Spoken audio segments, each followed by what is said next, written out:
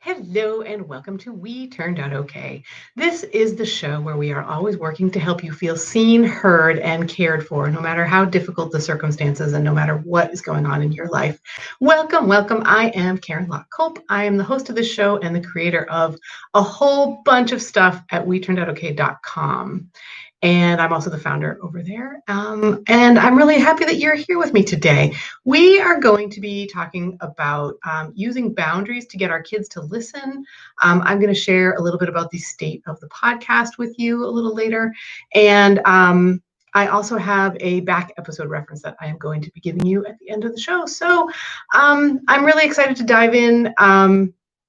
Actually, I think I'm going to do that. The order I'm going to do this today is I'm going to dive into what we're going to be talking about, and then I am going to give you some of the announcements that I've got. We'll do it in a sort of reverse order today. This is episode 343 of the show, by the way, and I'm doing it. This is sort of a first for me. I'm doing it I'm recording it in YouTube as well. So if I sound a little distracted, apologies. I will get on it and it will be good. So what I'm trying to do now is call up something from the online private coaching practice that I have, the Ninja Parenting Community, because today I'm going to be basically giving a case study from there. And so I wanted to make sure that I kind of have it up and going. So I called this show Back to Basics, or actually not Back to Basics. I called it Basics Bootcamp. Just make sure that my recording stuff is working. Yes, yay, it is. Basics Bootcamp is what I call this. And this is part one. So I have two more of these planned. And I'm really excited because I think they're just going to be really helpful. The way that we are all living now in the time of coronavirus is not ideal. It's not the best, right? It's been and continues to be extremely confusing, stressful, worrisome. I was in a masterclass that just wrapped up last week, and what the hosts and presenters talked about was how many people are going to have children who are at school virtual only this year. So there was a poll, and of the many hundreds of us that were in the masterclass, about 60% were going to have a virtual only. They've been given the notice that they were having a virtual only school year. I think 30% were mixed, or 20% were mixed, and then 10% was in person only to start the year off anyway. And we've got a mixed bag here with one who is starting in a non-virtual way and the other who is all virtual. And and it really does present some challenges, some serious, serious challenges. And I wanted to give you an episode that would address those challenges, but in a kind of an interesting way. So I really feel like where we are right now, the state of the world is that with all of the troubles that we are having and with all of the serious issues going on, I include myself in this. A lot of us have kind of thrown the basics out the window. Like it's easy to forget about the things that are basic building blocks that you can use to build on and to have those skills at your very heart, so that you're always using them, and in that way you are succeeding more often than you would have if you had continued to keep the basics thrown out and hadn't yanked them back in. Basics matter is how I'm thinking about it. Understanding how to do the most basic things, like getting a child to listen, to obey you, is more important now than ever, just because of the way that we're living together, right? We're all cooped up. We are seeing, so I'm seeing again in my online private coaching practice, I am seeing kids who are just at their wits' end, and kids don't have words to say. So what happens when a child is at their wits' end is they have more meltdowns. They get upset more frequently. They get clingier. They need us more, and it's a true need, right? So that's a whole other thing. Like thinking about how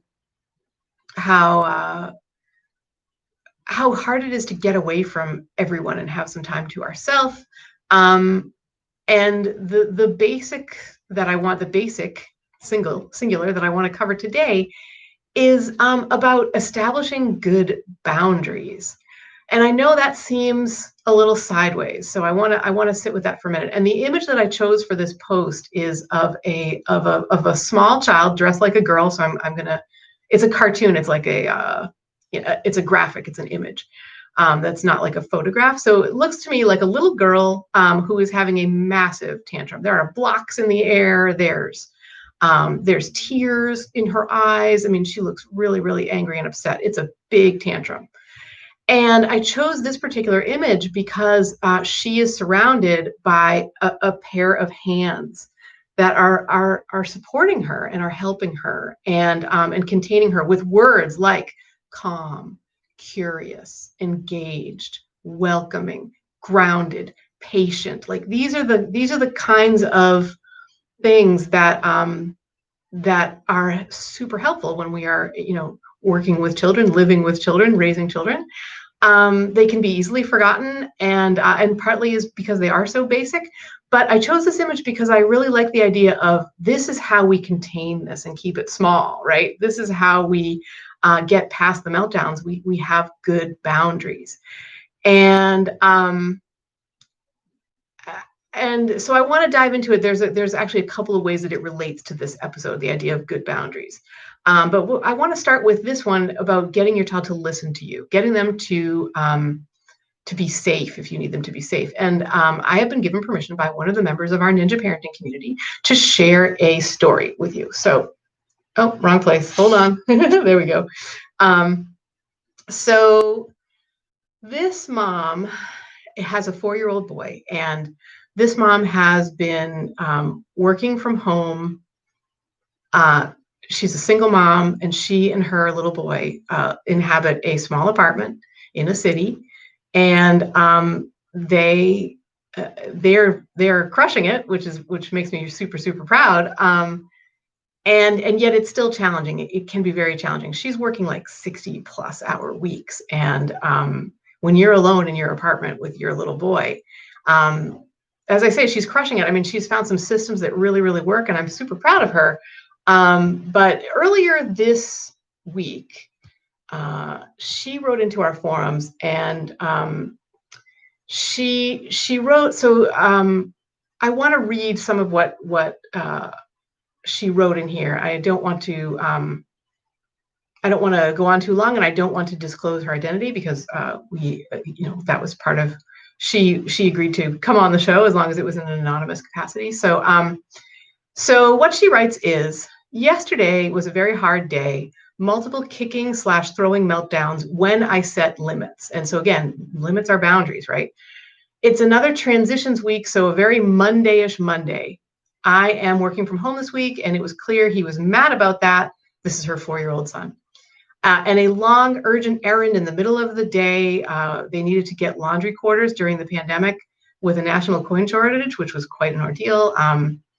So they went to the bank. They did an hour round trip to the bank to get an allotment of a single roll of quarters so that they could do laundry.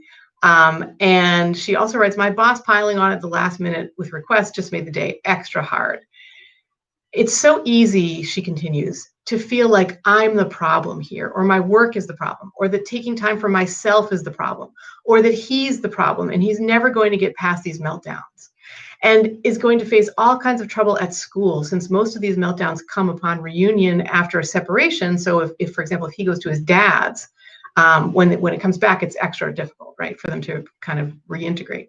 Or after a separation while I'm working, or taking a break for a bath or something. It's like he's showing me he's mad that I was gone. And she ends that day by saying, I love this. This mom is so good at finding the positive. She says, he ended up collapsing into my arms before bed after yet another meltdown and saying, I'm sorry for fighting you. We had good snuggles and stories, and we'll be getting up soon to try again tomorrow. And I really was very impressed with how this member got to the heart of the matter. And so I that's what I wrote. I wrote, you do a great job getting to the heart of the matter here in this paragraph. And then I read her words. it's so easy to feel like he's never going to get past these meltdowns and is going to face all kinds of trouble at school, since most of these meltdowns come upon reunion after a separation while I'm working or taking a break for a bath or something. It's like he's showing me he's mad I was gone. And I said, I think she did an incredible job of summing up the concerns. Like I really understood the worries and the concerns. So part of my idea of boundaries is this. This mom, like so many of us, when we are in a place of fear, what we do is we look out to the future and all we can see there is terrifying things, right? So she's got this problem right in front of her, and what she's doing is she's saying, oh my God, what's it going to be like when he goes back to school? And so I want to just sort of give that as an aside, right here while I'm recording, and while you're watching or listening. This is, we got to let the future take care of itself, and it will take care of itself in a great way if we let it. I mean, not all the time, but most of the time the future will take care of itself very well. And if we worry about it, we are helping to make the present worse, and that's going to ultimately make the future worse. So what we need to do is think on how can we resolve this moment, this conflict, this issue right now without worrying about what's going to happen in school. So I basically say that. And then I say, you've done a great job gathering information. We now know that it's a result of transitioning, reunions with mama, that causes this for the most part, which makes a ton of sense when you consider how much he misses you when he is not with you. Like, I feel like that's a really important thing to understand here. When their need is so great and they cannot have that need, and that's going to come up again later in this case study. So remember those words. When his need is really great and he can't have that need, or want, I mean, I guess you could also call it a want, it makes it, it makes it really tough on us, because sometimes when they get that, like if they get your time after not having it, they can literally, it's like, they're showing us that they were mad that we were gone. And it can be so easy to fall into guilt and worry and frustration, and to feel like I'm never going to be able to take a bath again because of this. And again, it's a boundary issue. Like, if we give up our private time, if we give up our baths, if we give up the time that fills our soul completely, we're going to be in trouble. And I'm thinking of Mariela Ortiz. I'm looking for a pencil, so hold on, let me find a pencil. All right, I got one. I'm looking for Mariela Ortiz. I'm looking for this pencil so I can write down my conversation with Mariela Ortiz. It was episode 342 of the show.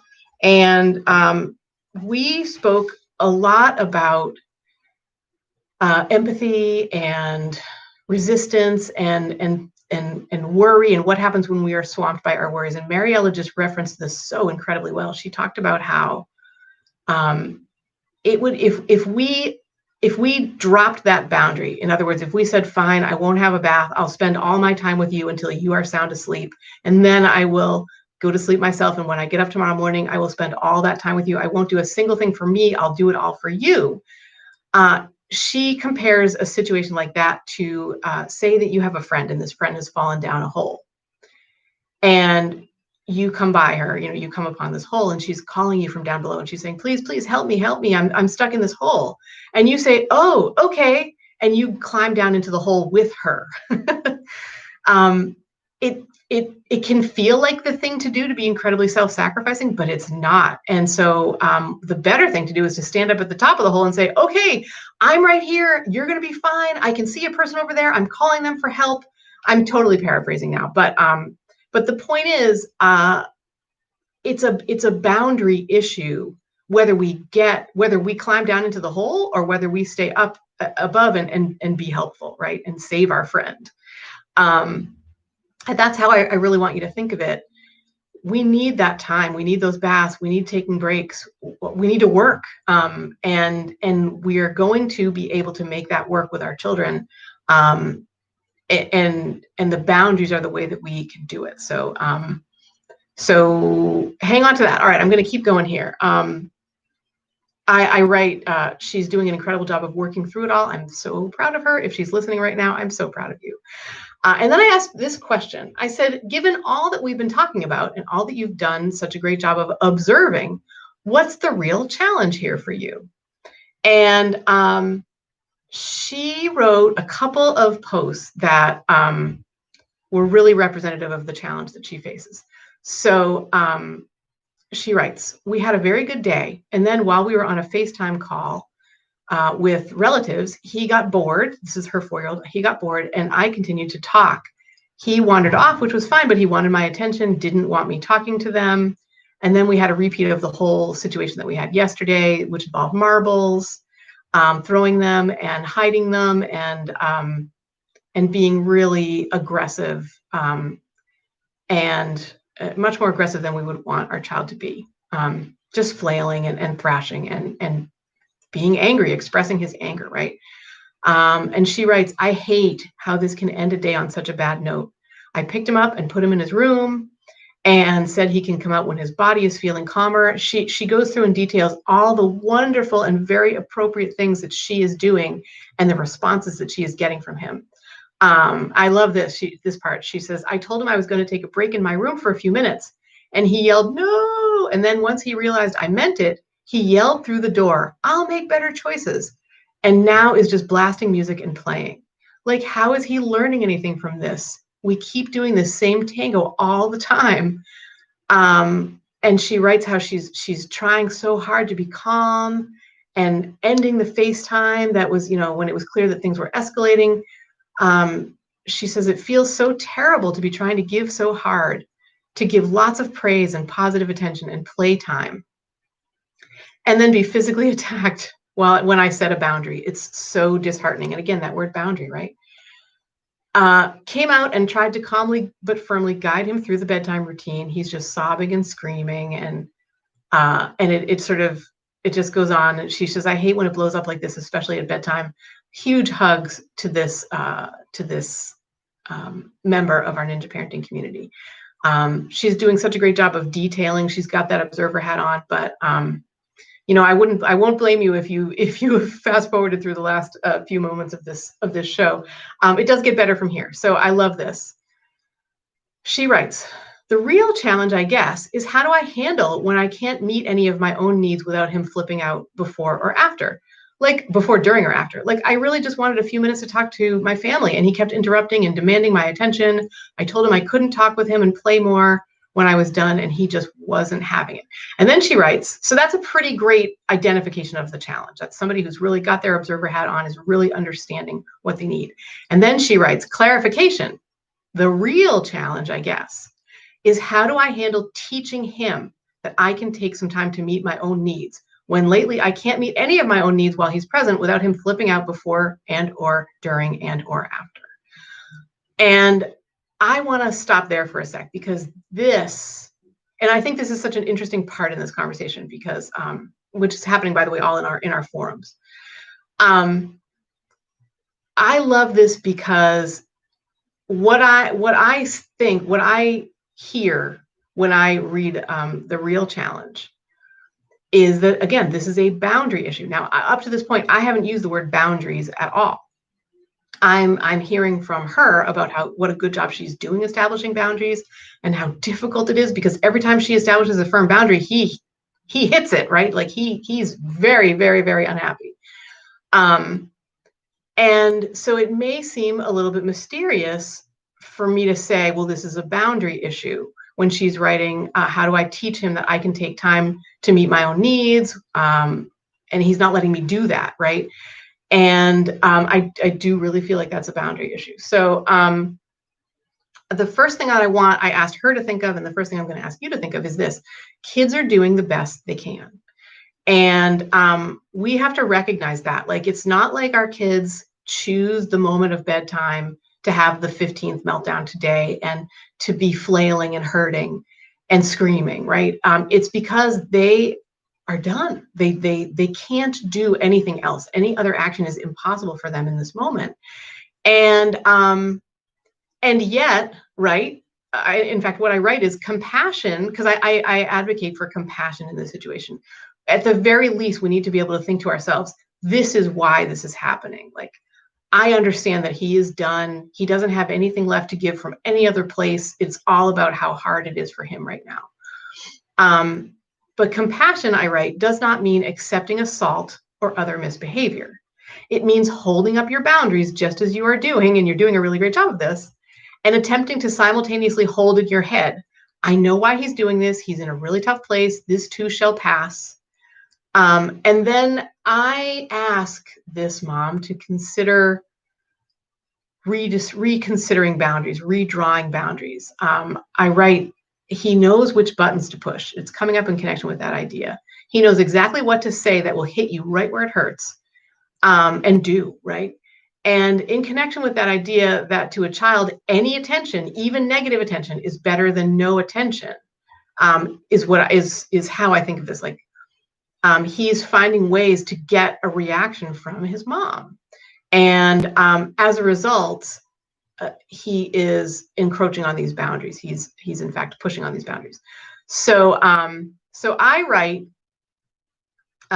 you're taking some time for self-care. He's doing things to get your attention. You're having time with your family, like FaceTime with your family. He's doing things to get your attention. And then when you call his bluff, like, for example, when you close the door and you say, I will come out when you are done yelling, his behavior gets even worse, right? Because he's pushing at those boundaries. And I write, does that resonate at all? And she writes back, it definitely resonates. So where do we go from there? And she writes, I love this too. She writes, I try to say yes in as many areas as possible. She describes a bunch of rules that they have, and it's interesting. I think rules and boundaries are a little different. So a rule can be broken in the sense of, if we have a bunch of marbles and the rule is you can play marbles on the carpet, because if they get on the floor, someone could get hurt. The rule can be broken, and the child can start rolling down marbles onto the hard floor. And but that is, when you violate that rule, that's when the boundary comes in, I feel like. So what happens then is, and we sort of workshopped this in the forums, if the marbles are a problem, then the marbles go away, and they don't just go away for a little while. They go away for a long time until you can be safe using the marbles, right? So that's that boundary. It's not, oh, you've broken this rule. If you're not upholding your boundaries, it can look like this. Your child breaks the rule, puts marbles all over the hard floor, giggles and hits as you're trying to get him to clean them up, does a terrible job with all that. And I'm not saying that this mom did this, but it would be serious boundary breaking if after they broke a rule, you broke the boundary by giving them back the marbles, right? So instead, what is upholding boundaries in that situation is saying, I'm sorry, but you can't be safe with the marbles right now. So we are putting the marbles away, like out of sight, in a closet, up high, someplace where they don't know where the marbles are, until you can have better behavior. You can show me better behavior in other areas, right? Because the boundary is, the rule is one thing. The rule is keep the marbles on the carpet. The boundary is hitting, yelling, screaming, kicking, thrashing. Like, those are the kinds of boundaries. And the way that you uphold them is you don't give a child what they want while they're doing that, right? And I think that can look different in different situations. We did talk a little bit more about this in the forums, because this mom outlined several others, like serious safety issues. And so we address how to handle those boundaries as well. But the one I really want to get into is the time to myself boundary, because we can, like I was just talking before, we can feel like it can feel so wrong of us to take that time for ourselves, and it can feel like I'm doing my child a disservice when I insist on having my time for private break time, right? And you can worry that they're gonna I don't know, tear up the living room or something, that they're gonna do something terrible. And so this is what we talked about doing, and we're coming to the end of this story now, and it's coming in such a good way that I'm super excited about. So this mom writes, I feel like I'm failing him and reinforcing that these bad, negative ways are how he can get my attention, and that it doesn't matter how he treats me or our home. Then I'm left feeling depleted and resentful and struggle to connect in positive ways because he doesn't seem to care that he did something wrong or hurtful. He's just moved on and is focused on the next thing. So, what should I do? And so I suggest two things. One was to put the marbles away for a really long time, and the other was to create an established angry area for her son. So her son has, just like your children, I'm sure, he's got this frustrated and angry energy. It's not going away, and we need to accept that it's part of our children, just as it's part of us, right? This when we get angry. For somebody to say to us, oh, just stop being angry, doesn't work, right? And we can't do that to our kids. And again, I'm not saying that that's what this mom does. She's incredibly good at validating and calming. But sometimes he's not going to be calmed. Sometimes our kids are not going to be able, because they're doing the best they can, they're not going to be able to settle themselves down. And so I recommend establishing an angry area so that he can have an appropriate outlet for his anger. And further, I suggest that when he's taking it out on you, you're coming back from a break and now he is having a massive meltdown, or you are saying, listen, I'm going to go have some time in my room for 10 minutes, and I'm going to be alone, which we need, right? Again, this is a boundary. If they come back with any sort of assault, punching, kicking, hitting, screaming, any of those things, they get escorted to their angry area and told, this is where you can do this behavior. Like, I want to support you, so you need to stay here and do this. Here's a beanbag for you to punch. Here is a pillow for you to scream into. Here is the safe place to do this. And as much as possible in our voice, we need to be able to remain neutral. Everything escalates if we yell. This mom is so good at this. She nails it with the calmness, and even when things are at their worst, she does such a good job with this. So, and we talk about boundaries like this, right? I write that. In fact, I suggest for an older kid, like I would suggest a heavy bag, because they're extremely useful for punching, right? So we happen to have one here for when our kids get angry and frustrated. We've got teens, and when they are feeling angry and frustrated, there is a heavy bag that they can take out their frustrations on, because we all need that sometimes. One of them has taken to running. He does a lot of jogging, which is really awesome. It's a way to get your energy out, right? And then I write this. The creation of new boundaries enables you to say yes a lot of the time, as you already do, while also teaching your child that what he can do when he's feeling angry or upset. It teaches what's okay to do when you're feeling angry or upset.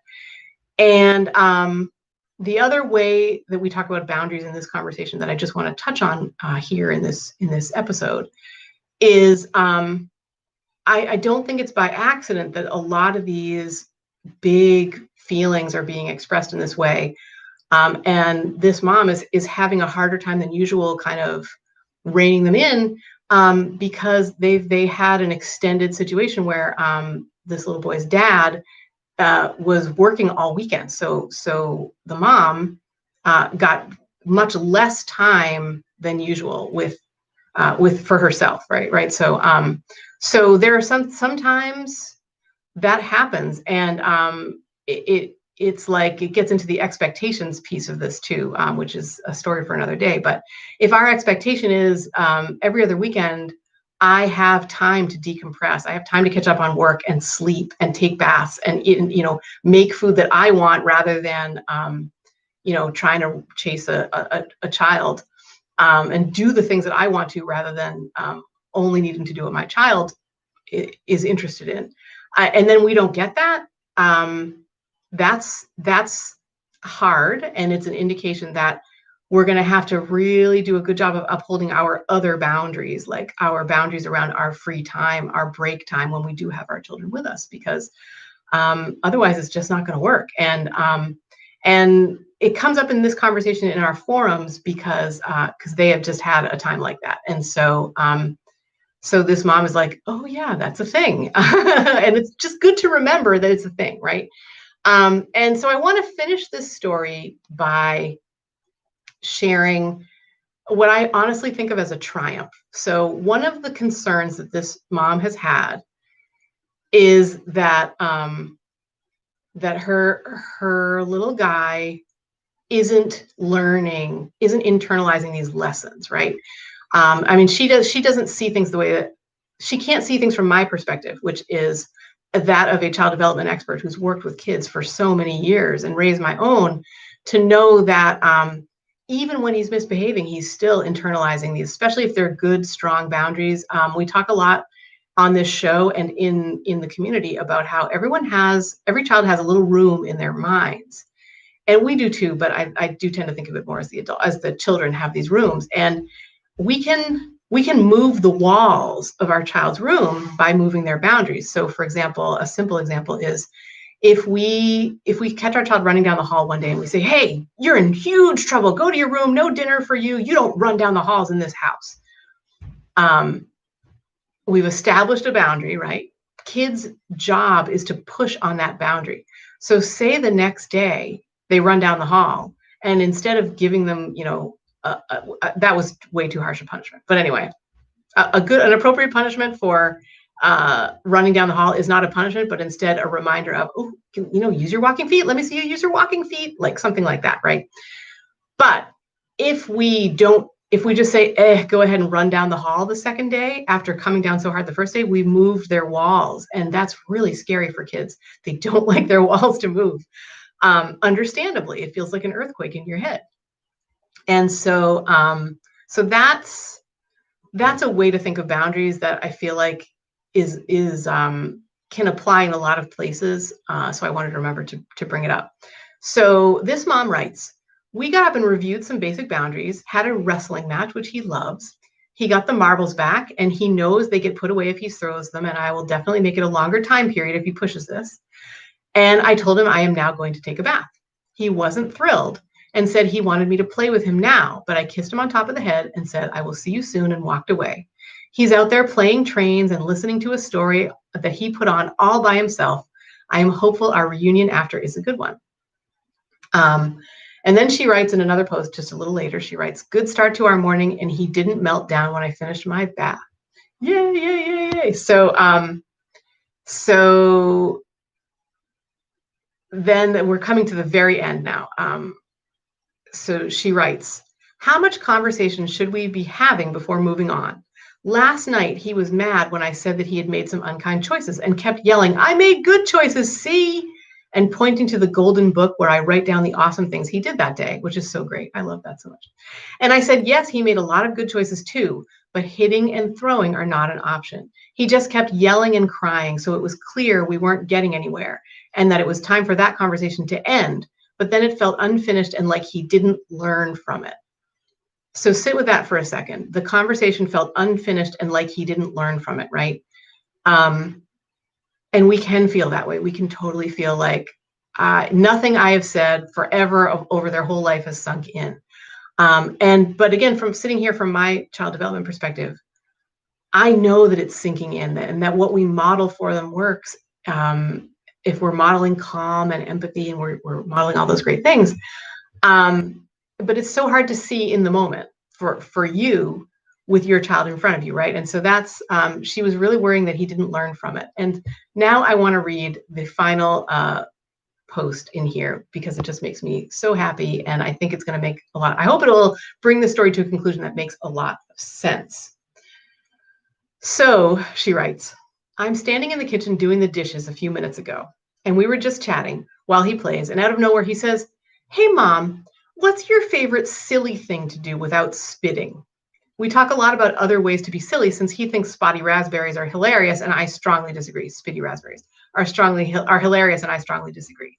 That was a fun convo, which of course devolved into spitty raspberries, but he got back on track quickly. And then he said, what's your favorite thing to do when you're frustrated you can't have something? And I said, I take deep breaths. And he was excited to show me jumping into his crash pad, which is basically his angry area. Just when I think we've gotten so far off course and he's not listening, he blows my mind. He's also started noting kind or safe things he does and asked me to write them in the golden book.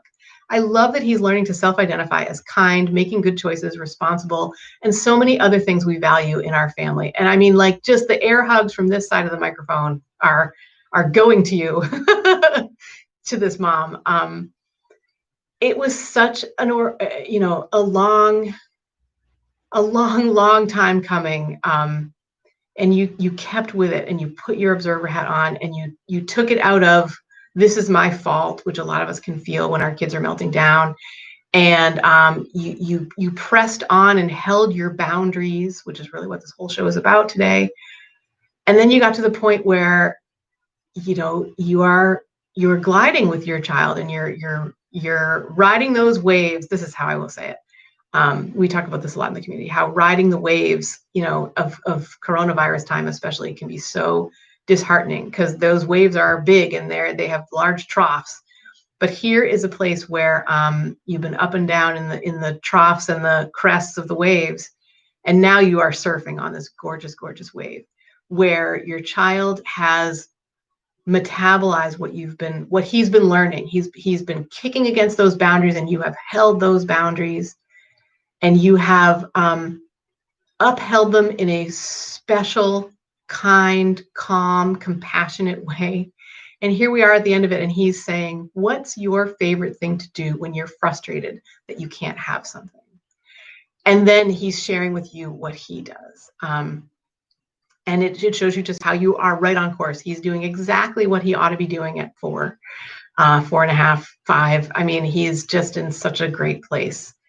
And yes, there are going to be troughs, and yes, these waves are going to be big, but boy, these crests are they're special, and there are things that we need to hang on to. So that's my story, and I appreciate you being able to share it. That is this mom's story in our private coaching practice, the Ninja Parenting Community, and I am grateful that I got to share it with you. I really hope it helps. I really hope it helps you think about whether you're this mom or not, right? I hope it helps you think about the importance of upholding our boundaries in relation to rule breaking and safety and time to fill our souls, because we need that. If we're not getting that, we've just climbed into that hole with our kids, and we really, really don't want that. So that's, I really hope that works for you. And thank you very much to this mom for letting me kind of share about that. I love, to me, that's the magic of coaching, like something that seemed impossible and then became possible. And now we have a mom and a child who are, in the same situation, right? Nothing's changed in the sense of there's still 60-hour work weeks. There's still these, the two of them in their apartment, but everything has changed in the sense of now it's harmonious. Now it's good. Now it feels right. Now I have tools for when things aren't going as well as I wish they would. And one of those biggest tools to take away from today is the one of establishing and keeping good boundaries. So now we come to the part of our show where I wanted to talk about the state of the podcast. And in a way, this gets into boundaries for me as well, because I have some news. I have made the extremely difficult decision. I've gone back and forth over this so many times, but I've made the decision to take the podcast to every other week. I did this because what I'm finding is, especially in the time of coronavirus, that's not to say that it will always be this way. I may return to once a week, but for the time being, it is every other week, because I'm finding that it's taking away from some other really, really, really important projects, and it's taking away from the people, for example, in my coaching community, in the Ninja Parenting community. I feel like with 342 back episodes, there's a lot to consume. And I look forward to bringing you more. I'm so excited to bring you more. I've got really great interviews, and I've got this whole series planned out for you about back to basics. And I'm excited for all of that, but I need it to happen at a slower pace. I need to slow down for my own health, and so that I can do the best job that I can for you. And so I've got a couple of things that I'm doing to kind of help you pass the time, I guess is what I would say. One is Well, I guess so. What I would always want you to do is try to, not try, but to connect with me a little bit more, on a different, a little more deeply. So you can always, always, always go to weturnedoutoKay.com/contact if you've got any question or any thought for me. If I can be helpful, to you, that's what I want. So you can always do that. I have got a couple of free guides that I want to share about right now because, well, for a couple of reasons. So, okay, the first one is it's called Successful Potty Training Even Under Pressure. And it's funny because usually at this time of year, the pressure is, okay, your children need to, you're coming back to school. So your child needs to be potty trained, even if they're 2.9 months old or 2.9 years old, they still need to be potty trained. That is not developmentally appropriate all the time. And I find that really frustrating. So I made this course. It's a whole master course, and I made it so that you can potty train if you if you want to, because you want that happening at home, or if you need to go, if you're going back to school. I think a lot of the younger the child are, the more likely it is that they're going to go back to real school, not virtual school, because younger kids just need that. It's really, problems crop up when we starve a child of routines and friends and physical, connections. And being in physical, I guess I would say community. Kids really, really need that. So I suspect, I was talking before about this masterclass that I was in, and my guess is that if 70% of those people are virtual only, or have kids who are going to return to school virtual only, then that's because that group skewed largely with older kids. So a lot of you have very, very young kids listening to my show, 10 and under, say. And I suspect that the younger they are, the more likely it is that they're going to spend at least some time in a physical location with other kids, just because, there really is a balance to think about. Oh, you know what I'm going to reference to? Jessica Leahy, who's been on our show a couple times, and her husband, Tim Leahy, who is an infectious diseases doctor. They recently wrote a great Washington Post article about how to prepare for back to school right now. And included in it is a fabulous checklist of questions, like pros and cons, with, so you can take into consideration things like, my child is going to be fine if they stay home, versus my child is not going to be fine. They've got a special need, or just the tremendous need for other community besides our home, right? Somebody's got a health concern, and so that might be a con of returning to full-time school, or non-virtual school. Anyway, really just a great article, and I think a really good read to help you get an idea of what you can control in this situation, like what you can do when you're considering back to school. So I want to remember to mention that. But anyway, Successful Potty Training Under Pressure. What I've done is I have made it so that you can go to this particular page. It's weturnedoutoKay.com/potty. And you can sign up to get the first module of my course, which is it's a mindset module. So it's like how to tell is your child ready yet? And I would really love for you to get that. So weturnedoutoKay.com/potty for that, Potty. The next one is, and I wish I had been good at when I developed this next one, I wasn't good yet at creating links. So it's a longer link, and you can scroll right down in these show notes for anything that I'm talking about today. This one is weturnedoutoKay.com/handle-tantrums-now. And it is a free guide. It's a video and checklist, just like the other one, where you can, watch the 15-minute video and read the checklist. And within an hour, you can be doing things different with temper tantrums that make it so that they're easier to handle for you.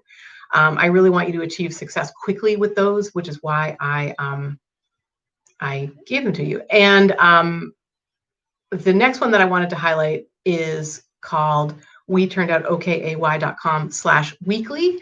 And this one is if you don't have like a potty training issue or a temper tantrum issue in particular, you can get those, sign you up to get my email newsletters, and so does the /weekly link. If you just want the newsletters, but you don't need the video and the checklist about the temper tantrums or the potty training, awesome, you can have them that way. There is the next one that I'm so excited about is called WeTurnedOutOkAY.com/playbook. And I'm going to reach here. Hold on. Such good pod, good video. This is August 2020's We Turned Out Okay playbook. And I am so excited. I am currently working on September. September is going to be all about streamlining your schedule. I've got a great formula in there for like how to have family harmony. And you can, so I think a print playbook that comes in your US mailbox is going to be super fun, and it's going to be useful. There's like calendar pages, and there's expanded sort of workbook pages. I had so much fun creating this, and I'm having so much fun writing each issue. And the reason is because they're so helpful. But if you're having trouble conceiving of what it is even, then you should go to WeTurnedOutOkAY.com/playbook. And what you'll find there is that you can download the preprint version of August 2020. So I uploaded it before there was like the full calendar page, the at a glance calendar page, and some worksheets, or sorry, play sheets, so that you can check it out, and you can follow. If it's still early August, right? So you can follow through August, and you can do this, print it out and take it away from your computer or your digital life, have it near your favorite chair in the living room, and just see what it can do for you to sort of have a place to play, to think, to take that break, to have your boundary, right? Create a magic circle around your favorite chair while you're reading the We Turned Out Okay playbook, and allow it to help you think on all of the good stuff about family and how you can get it for yourself. That's really what I wanted to do there. So that's another way that you can connect with me. And I'm looking at my list of things, and that's actually it. So I guess I'll wrap up by saying, I will wrap up by giving you the back episode reference. So I decided if I was going to do them every other week, that I wanted to come up with a real gem of an older episode for you that you could listen to in the meantime. And the one that I am offering out today, it was episode 36 of the podcast. It is located at WeTurnedOutOkAY.com/036. And again, links for all this are in the show notes. It was my conversation with a wonderful woman named Tanya Trainer, and it was all about, hold on, where did I go here? Thank you for bearing with me while I figure this out. I want to be able to read you the name of the, and I'm not going to be able to find it. Okay. Oh, no, I will be able to find it. Here it is. Thank you so much for bearing with me. Ooh, good pod. Okay. Episode 036, Happier and More Engaged Kids Just by Changing Their Playground, with nursery school director and owner Tanya Trainer. So Tanya and I sat in the playground of her nursery school in the busy middle downtown area of Westboro, Massachusetts. And it was a playground like I had never seen. Instead of a slide with kids waiting in line, pushing and shoving to get up the slide and get down the slide, instead of kids waiting to get on swings and having to have their time limited on these like one person, one turn type things, this was a place where the kids just did entirely different things cooperatively. They played so well. I mean, it just did my heart so much good. And all they did was take out their regular playground equipment and put in equipment called that sort of fall under the purview of something called loose parts. Not expensive, not uniquely weird stuff, not something that you need a special bunch of them. Like a lot of the kids were playing with like sticks. A lot of the kids were playing in a gigantic rowboat, and they weren't playing in it to pretend that they were sailing. They were using it to play with their balance. Like they were seeing what happened when they, when they stepped to this side or that side. It's such a great conversation. I also want to give extra special props to my husband, the 23-time